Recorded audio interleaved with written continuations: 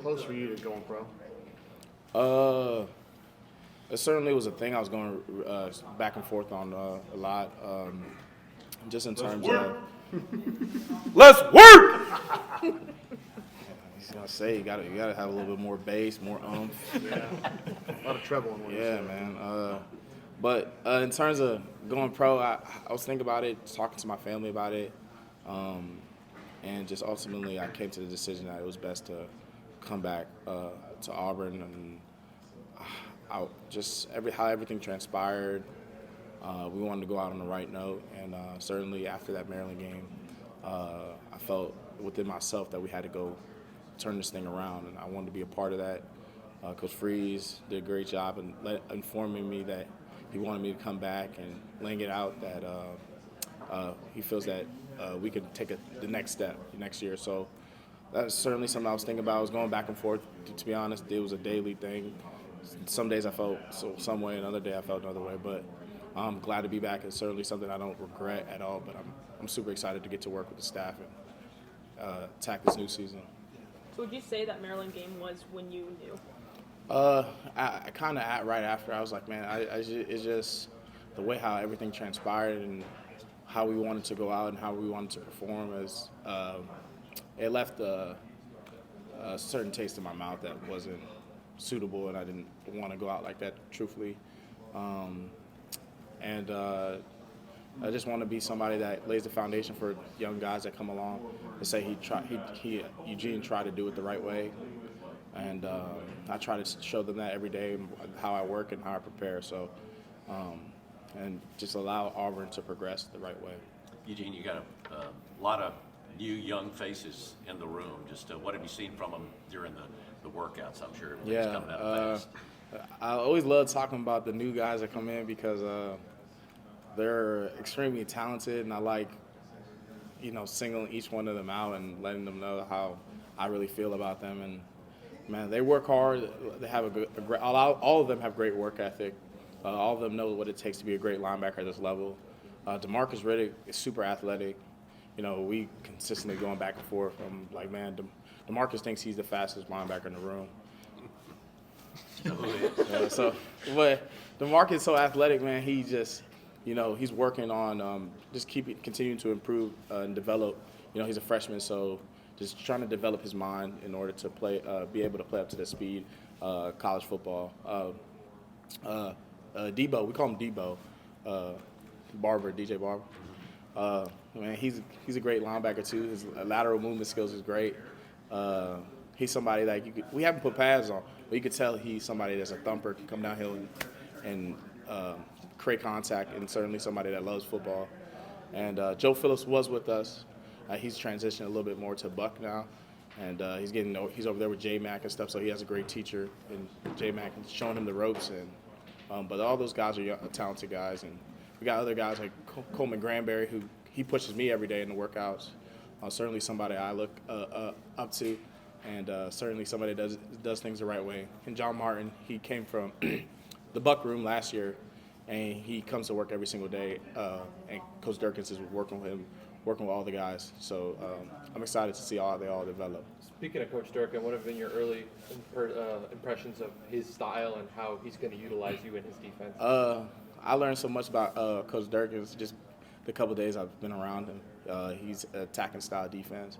He wants to get downhill, wants his linebackers to get downhill and wreak havoc, and he doesn't want his linebackers to be passive at anything we do. We want to taking the fight to the other team. So I'm just learning his mentality. I'm learning his scheme and just trying to do the best thing. That's trying to do it the way he wants us to do it. So, and I'm learning so much from him, and I'm grateful to have him as a coach. We're talking about that culture council, trying to make sure that you hold everybody on this team accountable this season. Do you feel like that was something that was lacking last year that needed to be improved this upcoming season? Yeah, I got the inside scoop. I got the inside scoop. Y'all know about the culture council, yeah. We developed a culture council. We're trying to make sure the team our standard is set and the team goals aligned. Everybody's doing everything to protect our team and to keep the team in the best shape possible. So we developed a culture council with guys that I truly admire, guys that do it the right way, guys that want to put their best foot forward for Auburn, and we're trying to set the standard for how every day is supposed to be implemented. And it's a very strict regimen. In no ways is it easy, but football is not easy, truthfully, and we have to do that in order to become a more disciplined team, so that we get the results that everybody deserves, and we feel like we deserve in the fall.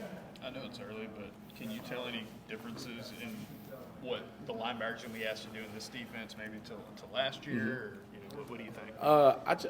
I think there's certainly some similarities in terms of things that would be done this year and last year. I think that you're going to be in situations where you rush the quarterback. You're going to be in situations where you're going to be singled up with a tight end. You're going to be singled up possibly with a slot guy, and you got to improve upon your coverage skills and be comfortable within that. You got to be able to move laterally. You got to be able to play your gap and be violent with your hand placement and be violent and shut off blocks. So all of those things I see connect with last year's scheme and this year's scheme, and just the way Coach Durkin's implemented it. He's been implementing. He's a great teacher, and I'm excited to get to work, continue to work with him. With the way that guys left in the secondary go to the NFL, Yeah. Marcus on the D-line, Yeah. you and Austin now, Mm-hmm. I mean, you guys could be the most experienced group maybe on that defense. How much pride are you and him and Dorian coming in as a veteran guy as well to kind of be the anchor of this defense next season? I take extreme pride in it. I'm certainly somebody that's like I think through things a lot, and I try to be an example to guys that are here.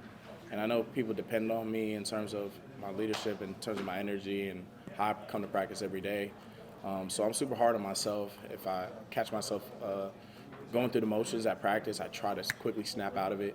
I just want to be somebody people can depend on. So as well as Austin and the other guys, Dorian as well, I want to be somebody that's an anchor point on the defense. So we take pride in being the quarterbacks of the defense.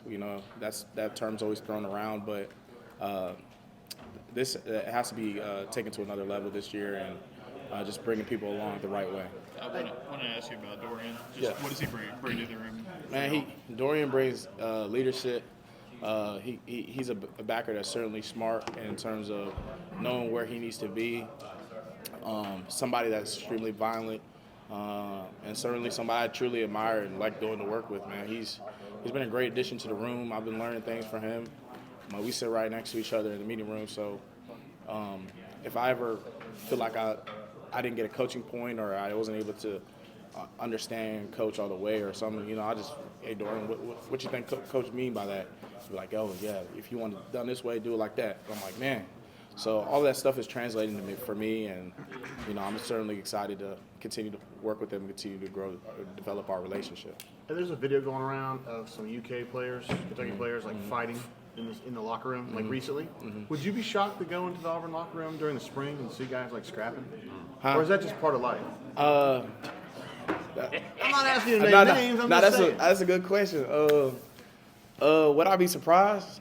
No. I think sometimes I saw that video, so I can. Oh, you see? Okay, now I saw the video, so I can give a little context. I think they were fighting very maliciously.